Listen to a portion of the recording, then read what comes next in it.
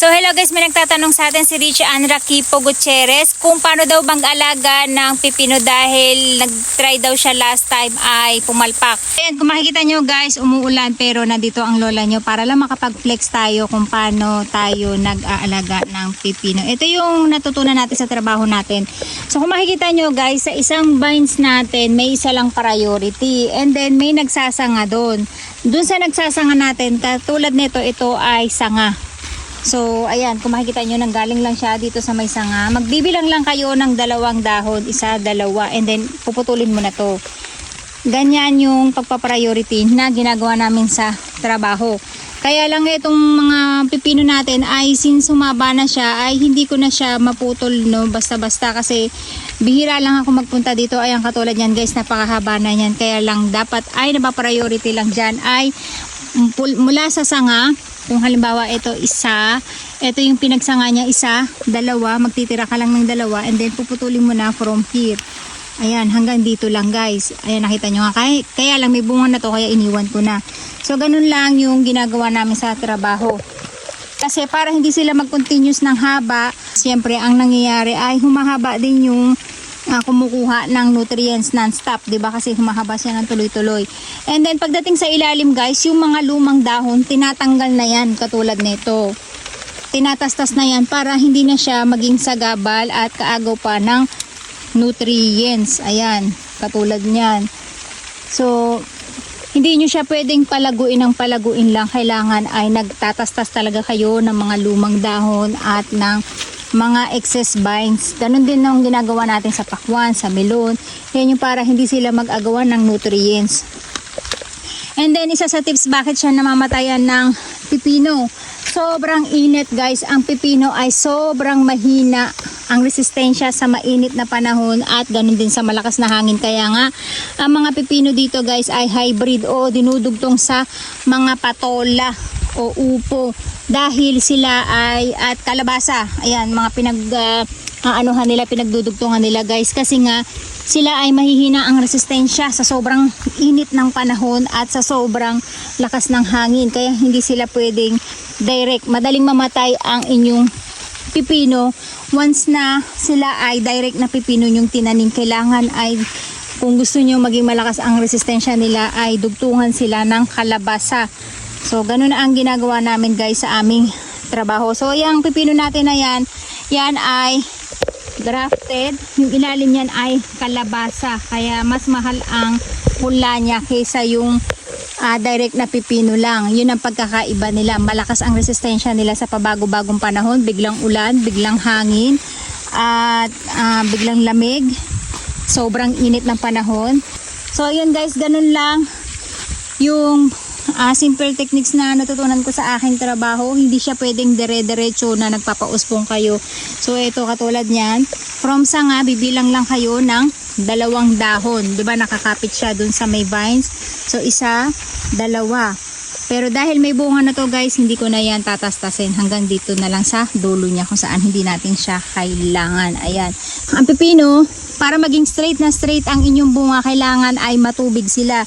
Kapag sila ay hindi nadidiligan ng tama, ganito ang magiging bunga nila guys. Baluktot. Ayan. So makikita nyo, baluktot. Kasi ang ibig sabihin yan ay hindi masyadong naka-absorb ng tubig.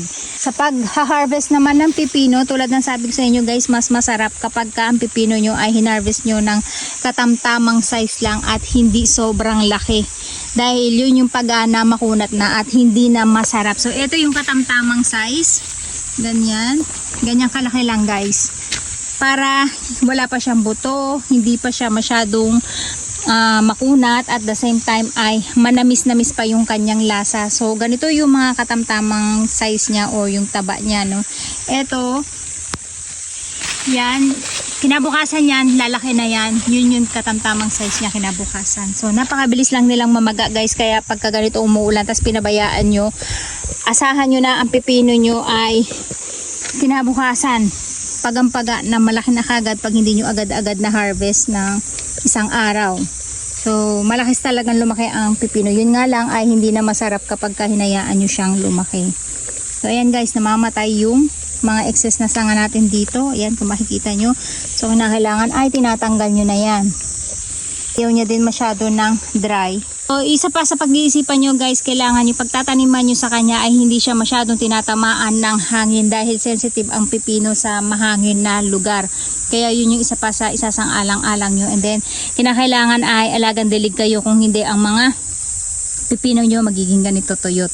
Tapos, kung may nakikita kayo mga apids o yung parang nilalanggam, ang gagawin nyo ay hahanapin nyo lang yung area na nasa ilalim ng dahon nyo na pinamamahay ng apids and then tanggalin nyo lang yun. Hindi na magpupuntahan yung langgam doon kasi yung apids at yung langgam ay tandem. So, sila yung nagtutulong talaga. Kaya, pag may nakita kayong langgam, ang ibig sabihin nun ay may apids na naninirahan sa inyong mga pananim. So, ayan. Tapos, yung pinagtanggalan nyo yan, kailangan itatapon nyo yan sa malayo kasi mabubulok sila dyan at babaho. So, pwede pagsimulan din yan guys ng another problema nyo na bacteria. Para malinis talaga palagi guys ang inyong taniman. Ganyan lang yung gagawin nyo. Lagi lang kayong magsisipag magtanggal ng mga sanga na hindi kailangan at ng mga patay na dahon. O yung lumang dahon. Kahit hindi pa sila patay actually guys, basta lumang dahon na sila na kailangan ay tinatastas nyo na siya. Kasi umaagaw na lang yan ng nutrients. Katulad nito, nakikita nyo yan. So ang palatandaan ng luma ay it's either naninilaw ay sobrang dark green niya. No? So ayan guys, ganyan lang ang gagawin nyo. Tingnan nyo, mas nakikita ng mga bubuyog yung inyong mga bulaklak kapag masipag kayo magtanggal ng dahon kasi nga nagiging istorbo din minsan yung mga dahon, natatakpan yung mga bulaklak natin na dapat ay napupuntahan ng mga bubuyog para napopollinate lahat ng ating mga bulaklak. Kapag sobrang kapal ng inyong pananim ay hindi nila makikita yung mga bulaklak na nakatago. So ayun, ganun lang yung ginagawa ng lola nyo. At meron na tayong ampalaya dito. Ayun, meron na tayong isang malaking ampalaya dito. Hindi ko nakita to guys. Ayan, kanina dumaan ako dito. So hindi natin to napansin. So napakadaling gamitin lang nitong ating cutter guys. Tingnan nyo.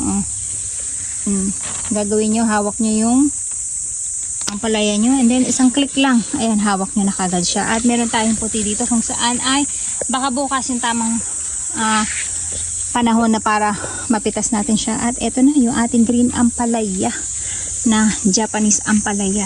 And guys, ganyan lang yung tips sa pag-aalaga ng pipino.